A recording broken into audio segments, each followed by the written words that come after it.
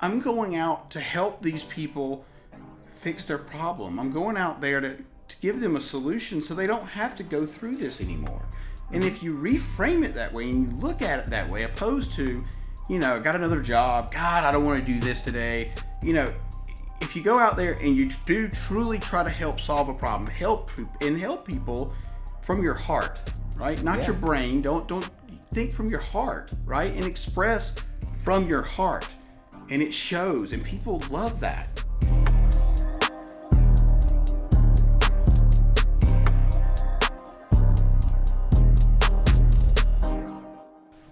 Hello everybody, and welcome to the Modern Day Tradesman Show, where we are bringing respect back to the trades. And today, I'm proud to announce a featured guest by the name of Corey Berrier. Now, Corey Berrier is an expert in sales, and he helps people get their teams on point in sales. Isn't that correct, Corey? That's right, Andy. What's up, man? How nice to see you. Man, it's good to see you, Corey. Obviously, you've been here for a week with our team, and it's been amazing to have you here, of course. And it's I think a lot of people could really use your services, and I think a lot of people need help in that area. Yeah, I agree, dude. I think here's the thing, Andy. I think that people's mindset are stuck in whatever place, either could be abundance or it could be lack. And I think that my experience anyway with being and working with people in the trades, roofers, solar, of course, heating, air, plumbing, is the mindset. I think the mindset behind where these guys are selling from is a place of, I can't afford this, right? And that comes across to the customer, the client, in a negative way. And I just don't think people realize it. 100%, Corey. I think I think our guys, my guys in the plumbing company I own, my guys suffer from that as well. And I think everybody can relate to this because when you get into the trades as a tradesman, you're not thinking you're going in there to sell people. Right. So a lot of trades guys, they aren't really used to selling, and they sometimes look at selling as a negative. Yeah. Now, man, in all of your expertise and all the people you work with, how do you get guys past that, scared to sell thing?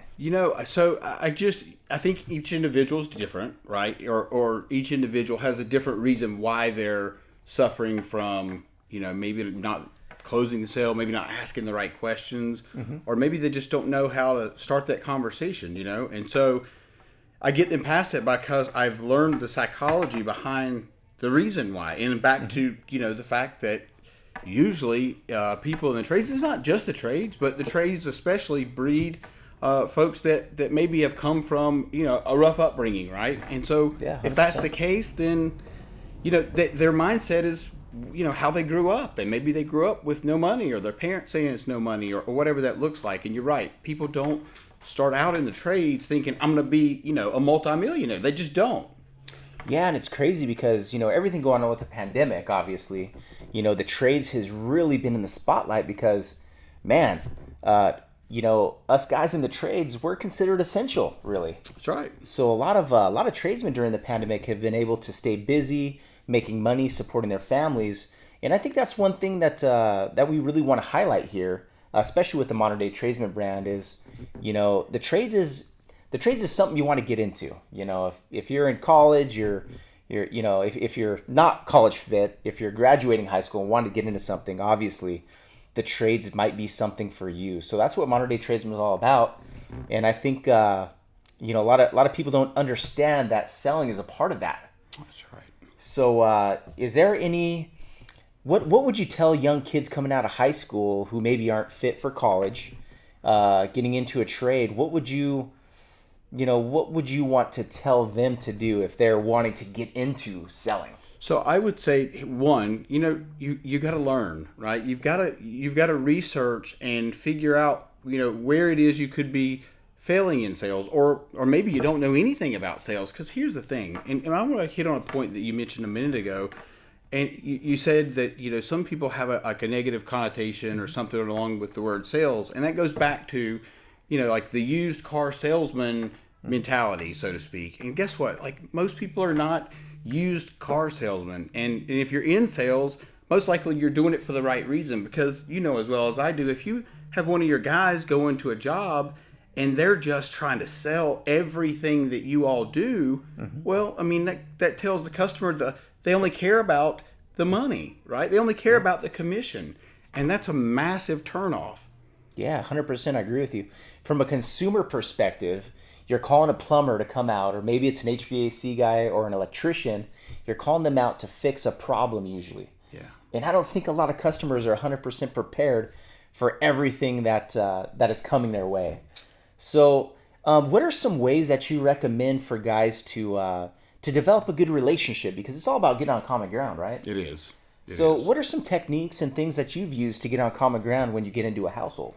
This may blow your mind. Actually, it won't blow your mind, but it may blow the mind of some people listening, is that here's the key, man. Just be authentic. Just be yourself. Don't try to be somebody that you're not. And don't try to, inject words into the conversation that you don't know, because at the end of the day, you look stupid.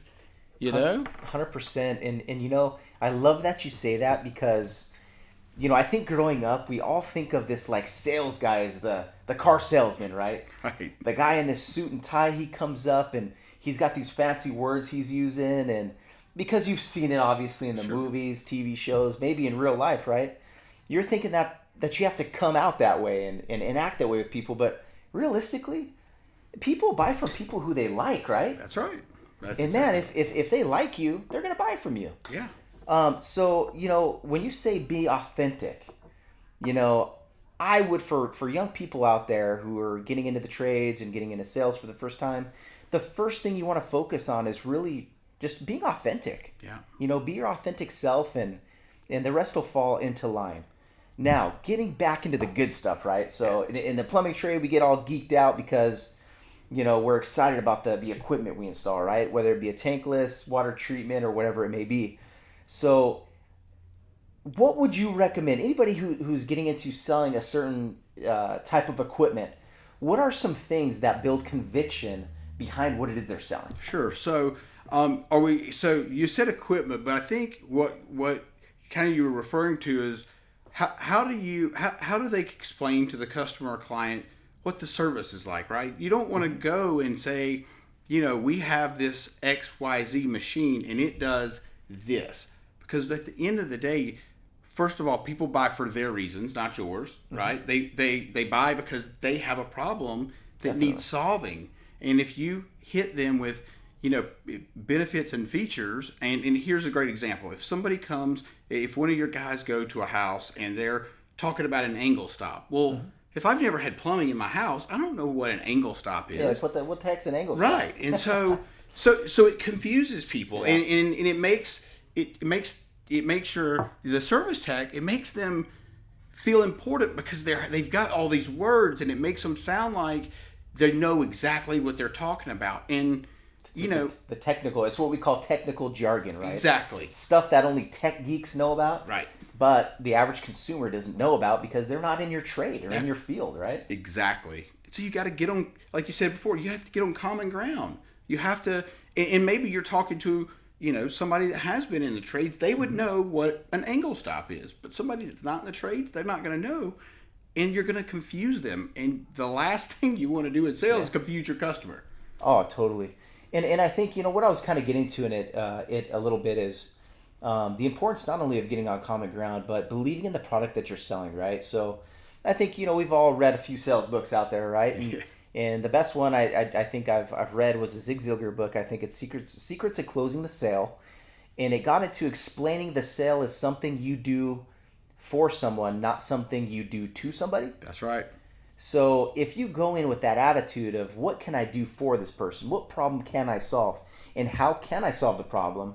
Well, obviously, you're going to need the right tools to solve the problem. Yeah. Which is a lot of times knowing what product is going to solve that problem and having conviction behind what you sell to fix that problem is number one, right? That's true. And here's the thing. If you think about, when I use your guys because we're here, and maybe your guys go in and they are thinking about the money, right? Wow, this is a $30,000 whole house repipe. This is I'm gonna make $10,000 on it, right? Well, if that's all they're thinking about, and they're not thinking about the fact that if they leave that customer's house, they don't get the job, one of those pipes are gonna burst potentially, or it's gonna continue backing up, or whatever that looks like for that customer. you want to make sure that you do complete the sale, because at the end of the day, what you're doing is you're providing value to the customer. You're helping the customer not have to call you again and come back out to the house. 100%. And this is where I think a lot of guys struggle when you're talking about something with a $30,000 price tag. And I actually use this example a lot. If I'm only making $60,000, I'm just using numbers here, but I'm trying to sell you a $30,000 product, I highly doubt I'm going to be able to believe in that product, because I can't imagine purchasing something for $30,000, because that's that's 6 months worth of work, right? Yeah, 100% true. I think, and I always use the term, everybody is blessed when they have that rich uncle, right? And what I refer to that is, as a kid, I had an uncle that had some money, and since he did have money, I understood things from his viewpoint, and understood how he thought, his thought process, and how he fixed and took care of things around his house. So it really opened my eyes, when I was a technician, as to, people want the problem solved, and they want to have options in how they're going to solve their problem. That's right. If you can't give somebody options, well, then they don't have control over solving their own problem. So I think you could probably agree with me. Having options and solutions to fix the problem based on their budget is super important, right? It absolutely is. And guess what? At the end of the day, if you've got an option that's going to solve the whole problem, or you've got an option that's going to solve part of the problem, then it's really up to your customer to decide if they want to go through the trouble of having you come back out when things break again, or you also give them the opportunity to go ahead and fix everything at once. So, and I think a lot of guys feel like they're trying to push a sale when they want to push. Let's just use the whole house repipe as an example. I think they feel like they don't want to charge the customer for $30,000. But here's the thing: if they don't charge the customer, one, they're probably going to go somewhere else and spend the same amount of money, or maybe even more, and they may have worse service. And most likely, that's the case. 100% true. I've seen this happen a million times. I think early off in the trades, right? You want to help people save money, right? That's right. And then your options you should help people save money, but you should never help them save money at the cost of not solving it with the right solution. That's right. You see, and I learned this a long time ago, right? I was in a house and I was making a sewer repair, and I prejudged the customer, and I said, hey, this customer is probably just going to want the repair, so I'm going to try to do the best that I can and save them a little bit of money by making this little repair. They don't need to do the full scope of work, right? Right. But what I realized is this: I made the repair, and about 6 months later, they called me with the same problem again. Right. So what I had done is I took a nice smooth piece of pipe, fixed it onto some old cast iron pipe, and for those of you who don't know, cast iron pipe, when it starts to get really ugly inside, it starts to look real rough. Yeah. And, we're flushing toilet paper and other stuff down the toilet. Well, it just gets caught on that. So what I did was I migrated that problem about 5 feet down, because I made a 5-foot repair. Sure. So felt really horrible about that. And that's where I started to focus my mind on solutions. And, I was a little scared of delivering a high ticket price, to do a whole house sewer repipe is expensive. Sure. But let me ask you, has anybody ever, and maybe, you've been in this for a long time. We've all been cussed out at some point, right? Yeah, We've all had people that are not the most charming folks to talk to or to do business with. Mm-hmm.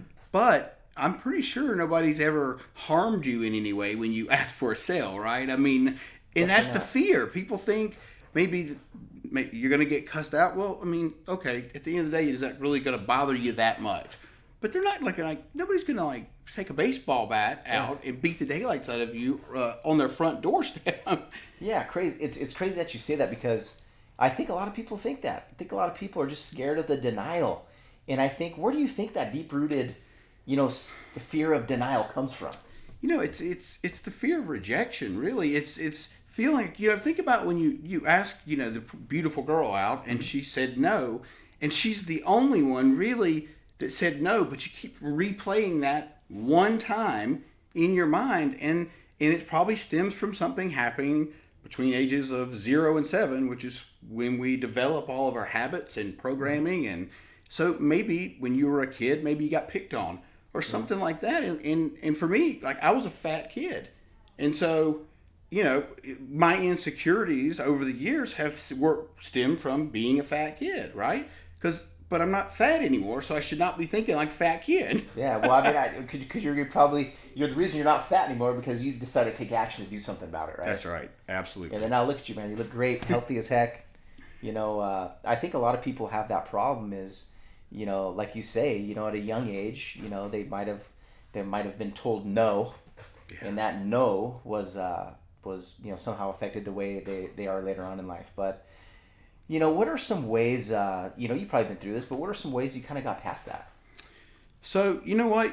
Sometimes you just kind of have to do the hard thing. You have to, we know this. You have to if you're too comfortable, then you rest on your laurels, right? And you have to get uncomfortable. And in sales is an uncomfortable profession. It just is, because you are asking somebody for something that they really maybe don't necessarily want to give you, especially if we're talking about, anything in the trades, right? Nobody wants to spend $30,000 on plumbing. I know I wouldn't want to if I didn't have to. Well, man, I'm thinking, hey, I could go buy a car for that price, right? Absolutely. There's a lot of things you could do. Yes. They're much more rewarding, right? And maybe your guys are thinking that way, right? Yeah, or maybe 100%. Anybody in the trades that maybe if your sales team is not doing great, or maybe they're getting a lot of no's, and maybe your guys just need to have that breakthrough, right? Or anybody's guys. Or maybe you're listening to this and you're in the trades and you're struggling right now.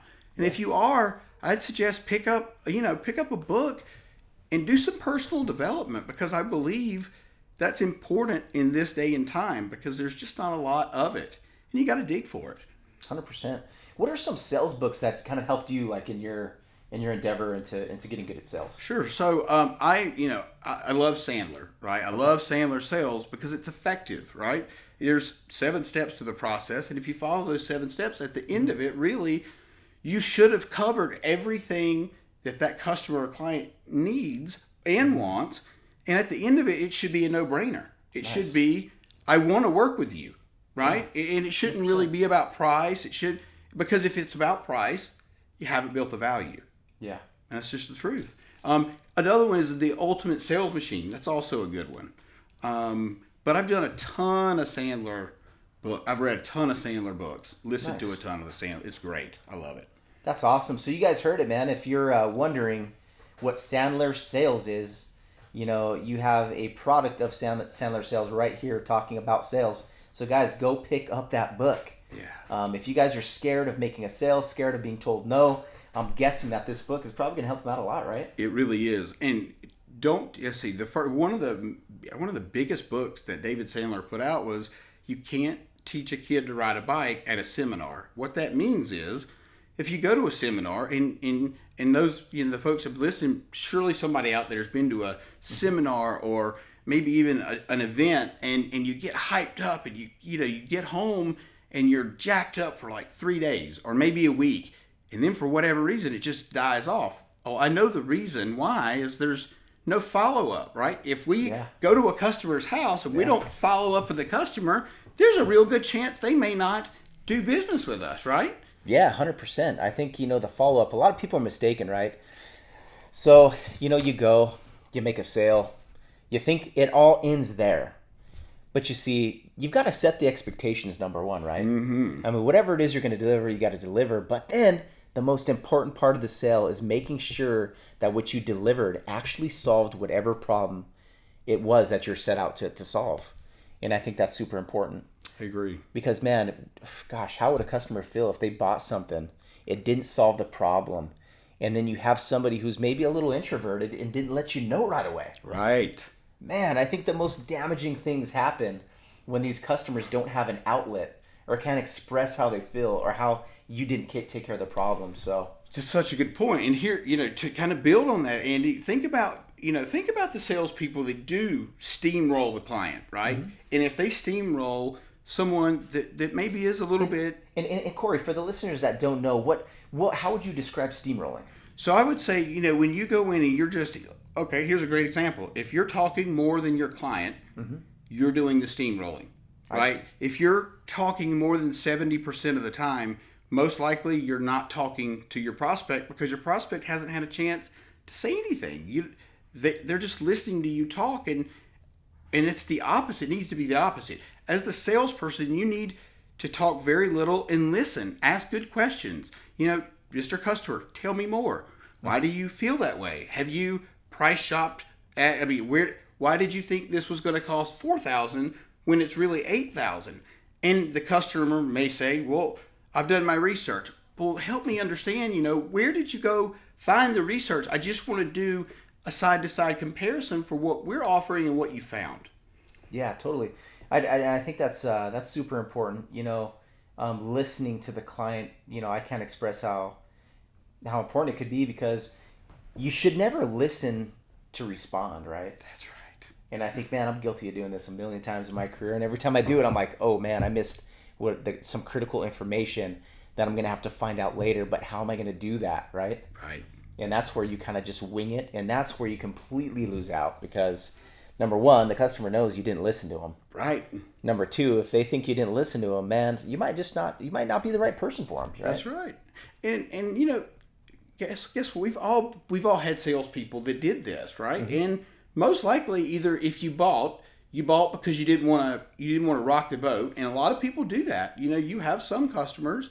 We all have some customers that are introverted, or maybe they just don't like confrontation. Mm-hmm. And my wife is a great example. She would rather, if we go through and get food from a drive-through, which we don't really do unless we're on the road, but if we did and she didn't like the food, she would rather throw it away than go back to the restaurant and say, hey, you messed up my food. So, Of course, I have to be the one that goes and says, hey, you messed up the food. We got one or two choices. You can either give me something different or refund it. And imagine if you had a customer like your wife, right? Of course, in the trades. So as a business owner or as a technician, right? If you had somebody like your wife that never let you know when you messed up, right? Like, how detrimental could that be to a company and to a technician out there? Dude, well, here's the thing: it stunts your growth. If you don't tell me that I'm doing something wrong or something that you disagree with, mm-hmm. I'm never gonna know. Well, the crazy thing about it, right, is if they don't tell you what's wrong, who are they gonna tell Who are they gonna tell? Great question. Exactly. You're right. Nobody. They're gonna get on that keyboard, like a keyboard warrior. Yes. And they're going to let the world know how horrible you are, or That's their right. experience, right? Yeah, because it gives people a voice without having a real voice. Yeah. Right? Either that, or they're going to tell about 10 friends about how horrible, whatever service you delivered was. That's right. And that is such an important part. Think about this, guys. Listen, if you're selling a product or service and you don't do a good job with your customer, and they go tell 10 of their friends, and then they tell 10 of their friends, well, real quickly, you may be out of business. Oh, 100%. And I think that's the number one thing in sales, especially, is whatever it is that you're promising somebody, you've got to deliver. And, don't overpromise and underdeliver. We've all heard that term, right? Yes. Overpromising and underdelivering is death, right? But if you were to over-deliver on the promises that you gave them, right, you're going to leave them with that shock and awe. Yeah. And you're going to leave them wanting to come back. Yeah, and you're going to keep a customer that way, right? If you're constantly doing more than what they expect, I can't imagine why you wouldn't always have that customer, 100%. Yeah. And I've always heard this term, if you help enough people get what they want, you will in turn get everything you want, right? That's right. So, just out of curiosity, Andy, what are some folks, there are some things that you've dealt with in your industry that have helped you to be successful, and then some things that you've seen maybe other folks do that's really not made them successful? Well, I think it all comes to, I come from a small family, of course. Or I shouldn't say a small family. I come from a small town, big family. Okay. And, my father, when we were growing up, he always said, you do what you say you're going to do. Yeah. And you never, ever compromise your name, because it's the only name you're going to have. And not only do you affect yourself, but you affect the rest of the family. Right. So, right, if your brother goes out and does something stupid, well, that's going to come back to you too because, well, you grew up with the guy. That's right. How far does that apple fall from that tree? I mean, if same with the father. My dad sent us out to go do a service call. We messed something up and we did something unethical. Well, ultimately, it's going to come back to him and how he raised us. That's right. Right. So I think it all comes up to upbringing. At a young age, I was taught to do what you say you're going to do. If you commit to something, make sure you commit and get it done. And I've lived on those principles, and that's how I've been able to build my business, and keep growing my business. Those simple principles I think everybody should probably live by. Yeah, and here's one thing that Ed taught both of us is those promises that you keep to yourself, or those promises that you break. All you're doing is saying, if you're breaking those promises to yourself, and maybe it's, I'm going to get up every day at 5 a.m. and then you sleep in, or you hit the snooze button, or you stay up too late and you're not responsible and that's why you didn't get up. What you're doing is you're setting yourself up for failure, because if you wake up at 5:30, what do you say? Dang, I didn't keep my promise. Yeah. Right, to myself. I'm the most important person to keep promises to. Yeah, totally. If you're not keeping your promises to yourself, how are you going to keep promises to other people? That's right, dude. Absolutely. Just like they say in if you don't love yourself, how can you ever love anybody else? Right. That's right. true. So I think it all plays into a lot of different things, but we all want to, all want to feel good about ourselves. So what are some routines that you've put in place to feel good about yourself, so you're ready to go out there and take care of customers, right? Yeah. Because, man, you wake up early in the morning, right, in the trades, and you're kind of like pissed off. You're like, man, you know what? Another day of work. Hopefully you guys aren't like this, but, hey, another day of work. I got to go out. I got to take care of these pissed off clients. Oh, man, I hate my job. Right. What message is that sending out to people? And what are some things you do maybe to, like, appreciate what you do so you can go out there and take the best care of your customers? I look at it like, we've just gone through, 2020, and we don't have to recap it. Everybody knows. But here's the thing. I got to still work. Yeah. I get to work with people I like. I get to do what I love. And so if I wake up every day and I say I have to go do these things, well, you're setting your mind up for a negative day, really. Yeah. And man, what client out there wants to see somebody who's negative? Right? Yeah. I mean, I think the best technicians I've ever had at my house working are the ones that make me feel good. Right. Hey, ma'am, look. Come take a look at this problem. You know what? I noticed you got a sink over there. Do your dishes stack up? Right. Because the same thing happened to me and my wife, and guess what? I can solve that problem for you right now. Yeah. But you see that energy. He's excited about it, That's right? right. He's genuinely excited about solving a problem and helping you so much. You can just feel his energy radiating, right? Absolutely. Like how, for the tradesman out there who's lost all hope, that hates his job, and is not excited about it, what would you recommend this guy do?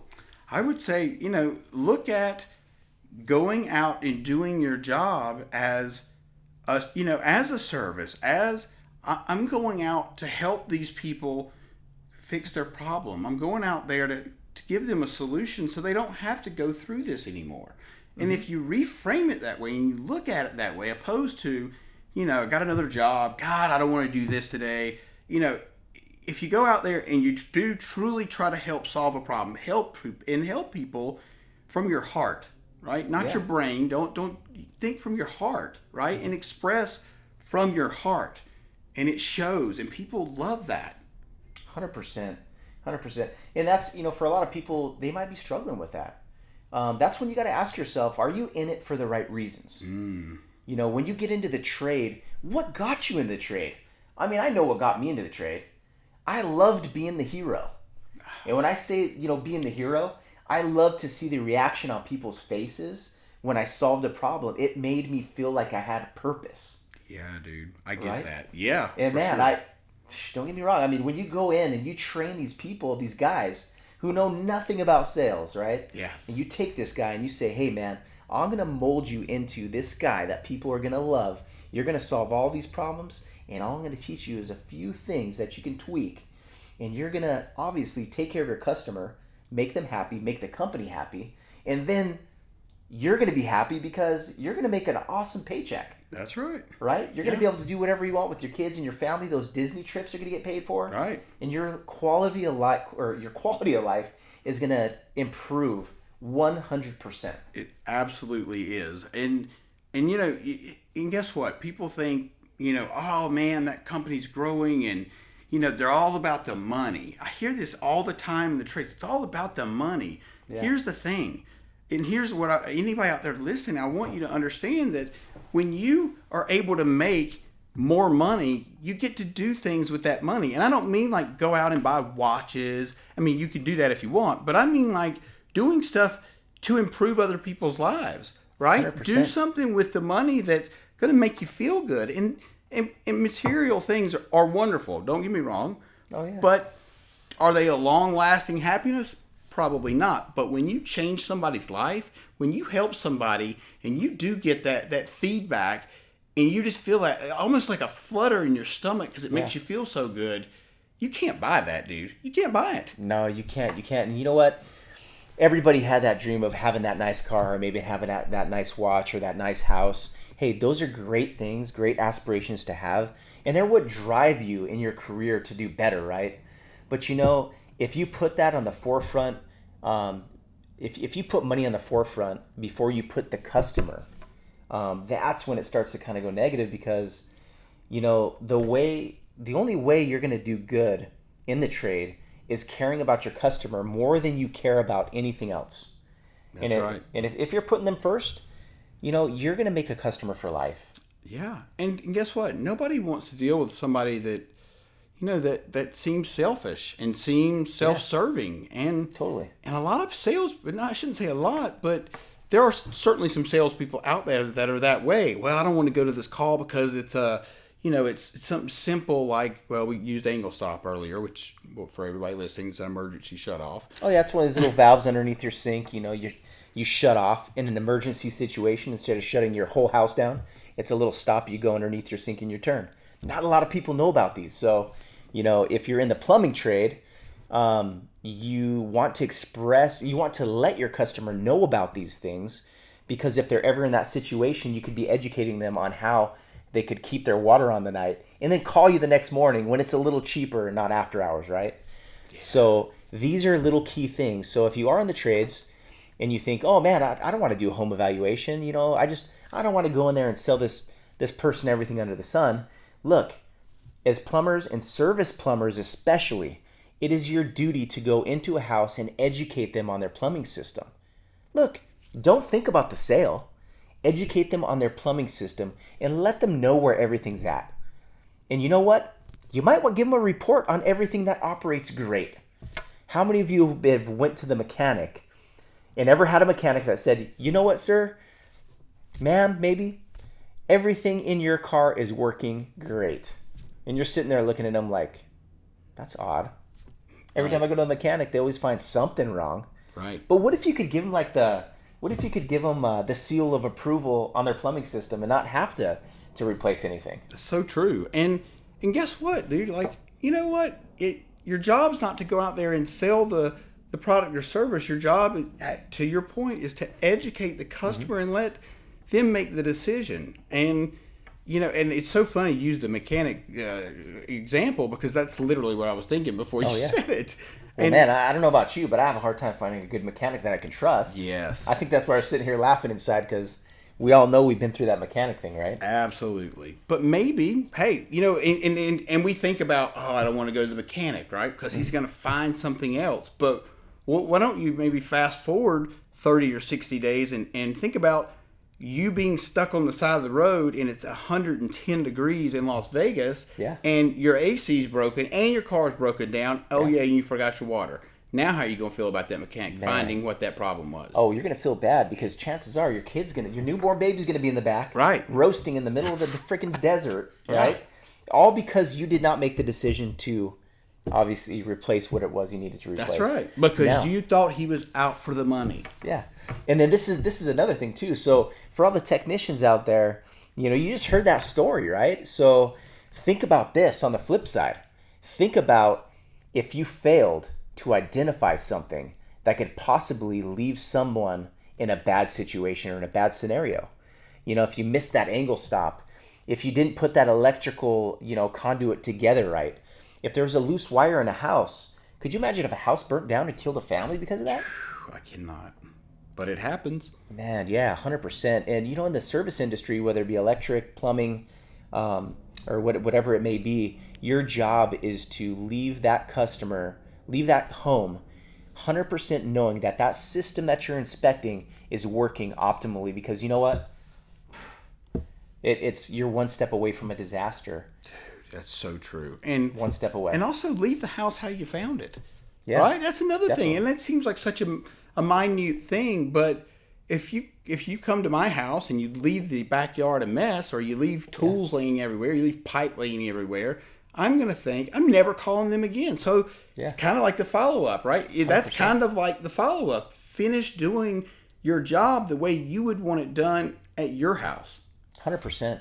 And I think that goes a long way. And it all goes into this too, right? So if you're going and you're promising somebody something, right? And you say, you do your work and you do a beautiful installation, let's say, and the customer's 100% happy, but maybe you're working in their garage and maybe they might work out in their garage, right?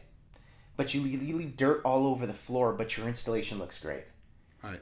You just did a beautiful installation and you left the most critical thing that they're going to look at when they get up in the morning to go work out dirty.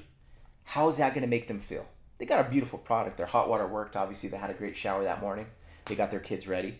But then they go into that garage to go work out, and they find mud all over the place. So everything you did to make that installation beautiful is 100% washed away, right? It is. Because of the experience. That's right. All they know now is this. I came into my garage. This guy came in, left my garage a mess. Now I've got to clean this crap up. I'm pissed. Yeah, absolutely. It doesn't matter how good of a job you did, because what really matters is you messed with their time. That's right. And if I'm not mistaken, right? Isn't time the most valuable thing in life? That's exactly what I was going to say. You're right. Time is the most valuable thing in life. So your job is to protect your customer's time as well. Yeah. Here's a good example. I was sitting at my hotel last night. I was sitting on the balcony. I was smoking a cigar, and I was looking out over the Strip. And, I'm from North Carolina, so we don't have, the Strip. Well, maybe in Myrtle Beach, but it's slightly different. But yeah. But I'm looking out, and I'm thinking to myself, I need. Here's the thing: I needed to go send money. It's a long story, but I had to go send money, and it had to be done via Western Union. And so I had one of two options. I could get up from where I was sitting, enjoying what I was doing, and I could walk down to Walgreens and do it there, or for $15, or I could spend $99 and not have to move. And at that moment, I realized my time sitting right here, right now, by myself, looking over the Strip, smoking my favorite cigar, is more important than getting up. And it wasn't laziness, because, I'm not lazy. But at that moment, I thought, next week, I can't get this moment back because I'm going to be in North Carolina. Yeah. So I had to make a choice, a decision. And guess what? A decision... You're one decision away from either going to a better life, or you're one decision away from a worse life. And guess who's in charge of that decision? We are. Yeah, 100%. So basically, what did you land up spending more than you would have if you weren't out there? $85. $85. So that amount of time was worth $85 to you. So not a lot of people think about that. Yeah. But man, like I say, if time is the most valuable thing in life, you could think of ways to save time, right? And this could be time with your client, your customer, right? Sure. How effective are you going to be at asking the right questions to get down to the solution to solve their problem quicker? Because has anybody been mad at you for getting the job done faster than expected? No, sir. If anything, right? If they're busy people, they're like, you know what? Thank you so much. I got to get to work. Yeah. Thank you. Absolutely. It's almost like it's almost like a tip. Like it's almost like your guy left a tip. Yeah. But he did it with time. Exactly. So saving people's time, the most valuable resource, 100% necessary, especially in the trades. So guys, you guys out there, if you're not operating as efficient as you could, that's the number one thing you got to think of, because obviously it's going to save you time. And the more people you can get out there and help, the more sales you can make, the more people you can help, and the more your company is going to value you for recognizing these things. And guess what? You know what? If you're that guy, and if when we know that the trades don't always breed this exact guy, you're going to stand out. And guess who's going to be up for the promotion? It's going to be you. Because Exactly. your guy, your boss, your supervisor, the owner, whoever you report to, sees that you're busting your butt to do what the other guys aren't doing. And it sets you apart. And even if you're not in business, even if you're working in the trades, it doesn't matter. You do want to set yourself apart if you want to go further in life. Because if you don't do that, you're going to fall right in line with everybody else.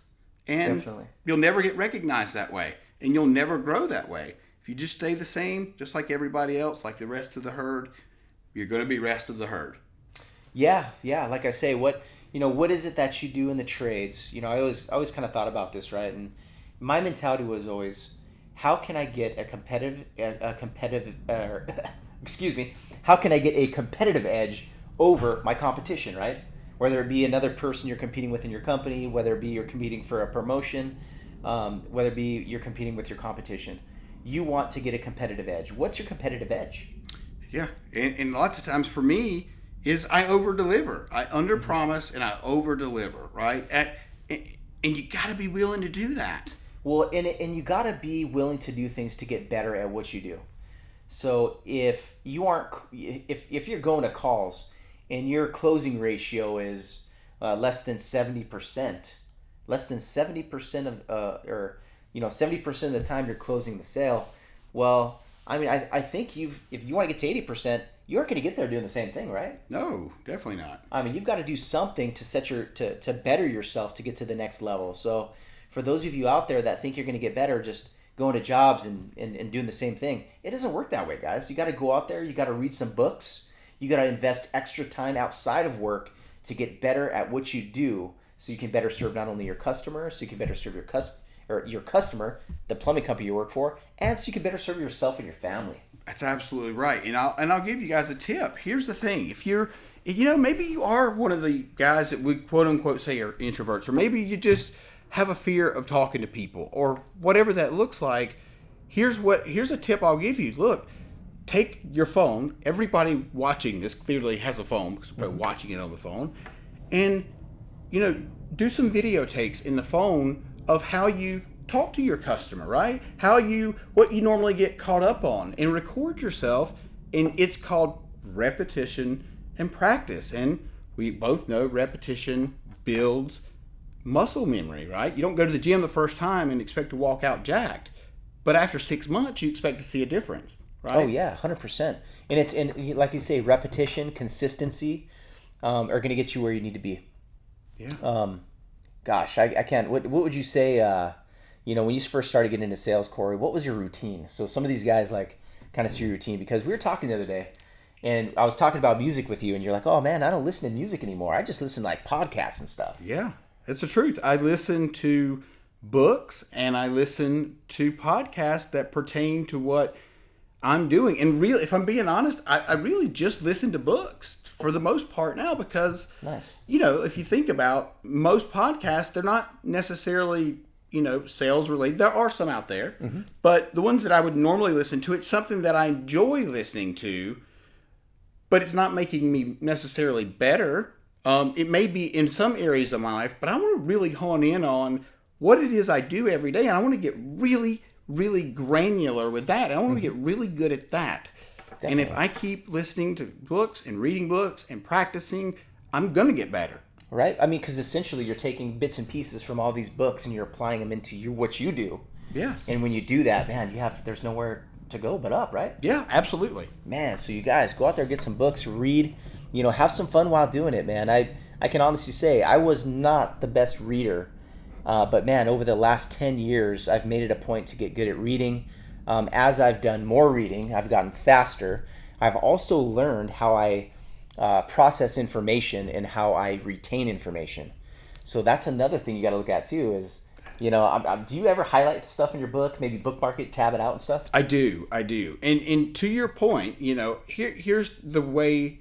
So people learn either auditory, right, hearing, or visually, just seeing it being done. And then for people like myself, I'm a kinesthetic learner. What that means is I need to touch it, hear it, see it, and actually, here's an example. If I'm trying to type something on my computer and it's something that I don't know what I need help with it, right? My wife will jump in and start typing. I'm like, I need you to just let me do it. Just let me actually hit the keys, because that's how it sticks in my brain. And so if you pay attention to how people speak, they'll tell you how they learn, because they'll say, did you hear me say that? Auditory, right? Can you see what I'm saying? Visual. And can you feel how I felt at that time? Kinesthetic. Totally. Yeah, that's something that's something I think people in sales have to know too, because obviously if you're dealing with your clients and those keys, that's probably going to increase your chances of actually relating to the customer. Yes. And getting on common ground a lot easier, right? And the elements of communication, I harp on this so much because I think it's incredibly important. But, in this, on YouTube, you can see our body language, right? You can you can hear the inflection in our voice, and you can hear the words that we're saying. So if you think about an email, you only get the words. Well, let me break it down to you. So body language is 55% of how people communicate. That's how I learn from you, and that's how you learn from me. Definitely. And then the tonality is 38%. So my voice inflection, if you hear somebody talking like Ben Stein, he was always kind of monotone, right? You could never really hear a lot of voice inflection. He's definitely, one of a kind of dude. Most folks are not like that. But and then the words. So if you're sending an email to your customer and that's their only way of communicating with you, you're losing 93% of the way they really need to understand what you're trying to say to them. I mean, you could use like exclamation marks and stuff, right? You could. Yes, you could. It's so crazy because in the modern day world, I think with everything being digitized, with email, with text messages, with everything going that way and working remotely, I think we're losing a critical piece of human relation, right? And that human relation is what allows you to get on common ground with people. And it allows you to like people, because if you couldn't see me, this is one of the reasons I wanted to do this podcast live, is because I want people to see the actual emotion behind what you do, your body language. Sure. Your eye contact, how you look. Because in sales, it's super critical that they see that. Oh, yes. You got to get in front of your customer. How many of you guys have gotten on the phone and tried to make a phone sale versus an in-person sale in front of your customer? Right. And or here's another one. How many of you guys show up to your house with your shirt untucked and dirty jeans on? And maybe you've already been to a house, and that's a different scenario. But if let's just say it's your first call, and you show up and you got dirt all over you and you look like you just rolled out of bed, your hair's messed up, do you think your customer wants to do business with you? No. Well, man, I don't know about you, but I'm not letting that guy in my house. No absolutely way. Not. No. Heck no, man. I keep a clean, orderly house. I'm willing to pay for service, right? Right. But it's got to be from a sharp-looking guy. Yeah, and listen. Or girl. That's right. And this, this is not a knock on people that are overweight. This is one thing you asked me earlier. How do I get ready for my day, or something along those lines? I don't remember the exact question, but something like that. But exercise is important. And guys, listen, if you've ever walked onto a car lot, and if you have, a man or a woman that's 340 pounds, and then you've got a guy that's in shape and maybe slightly better looking, you're always going to go to the person. It's just human nature, right? It's human nature. Well, you're going to want to, as we go up to people, we automatically are sizing them up, right? Mm-hmm. You're saying, oh, well, okay, this guy took some time to comb his hair. He's dressed appropriate. I can see by the way he's walking towards me, right? He wants to help me, right? These people, don't forget, these people are sizing you up from the time you pull up to the house, right, to the time you walk out of your truck, and the direction in which you walk out of the truck to the front door. You don't be plowing through the gravel or rocks or grass right through their yard, ignoring that pathway they specifically put there to walk on. Right. Right? Yeah. So I mean, that might be a form of disrespect to some people. I know if I saw somebody trampling over my grass, I'd be like, hey, there's a path over there, bud. Right. Absolutely. Stay on the path. You know what I mean? Then I start thinking, man, if he's willing to do that and he hasn't even met me yet, Right. what's the guy going to do in my house? Right. Exactly. So setting that tone, when you come into a house is super critical. And hey, guys, look, for those of you who keep a messy truck, probably might want to take care of that too, because have you ever had that? Well, of course you've never had that, but I've had a customer come out, take a look at my truck before I even started work, and basically size me up based on how the back of my truck looked. Yeah. Well, think about this. If you show up to my house and you look disheveled, you look like you just rolled out of bed, it makes me think that if you're not willing to take care of yourself, you're certainly not going to take care of my stuff. Yeah. Right? It's just the same example as you used earlier. But again, keeping a messy car, first of all, think about this. If you do get ready for work and your hair's done, you feel great, and then you get into a car that's got garbage all in it, well, that probably changes your mindset a little bit. I'd say so. Or better yet, what if you open up the door and beer cans start rolling out? Well, and that's pretty much the typical way people in the trades get viewed, right? Yes. Some beer cans fall out. Oh man, this guy's a mess. Well, let's not be that typical tradesman. Long gone are the days where tradesmen are drinking in the back of their truck after the job, driving home. That stuff just doesn't happen anymore. So, that's what Modern Day Tradesman is all about. It's all about to bring awareness around the modern day tradesman. Yes. What attributes does the modern day tradesman have to have in order to succeed in business in the future? They have to be self-aware. You want to be a professional, right? You're a professional. If you're in the trades, whether you view it that way or not, you need to look at it that way, because you're a professional. And salespeople get the bad rap we talked about. Yeah. I like to refer to people as sales professionals, right? Because it is a profession, and you should act like it's a profession. Totally. And I've always had a strong belief. You've got to look to your customer like you are the first job that you went to. If they feel like this guy has not been to a job before, he looks clean, he looks presentable, he's ready to come to my house, guess what? The customer's going to say one of a couple things. Wow, you look too clean to be a plumber. Is that necessarily an insult? Well, maybe you could come back and say, hey, I've been doing it a long time. What can I say? That's right. Right? Chances are they're going to laugh and they're going to say, okay, we'll put you to the test and see. That's right. But I'll tell you what, they're going to let you into that house knowing that you take pride in your appearance and respect them enough to show up to their house respectable, clean, and ready to get the job done. That's right. And look, if I smoke cigars. Andy has a cigar every now and then. If you smoke,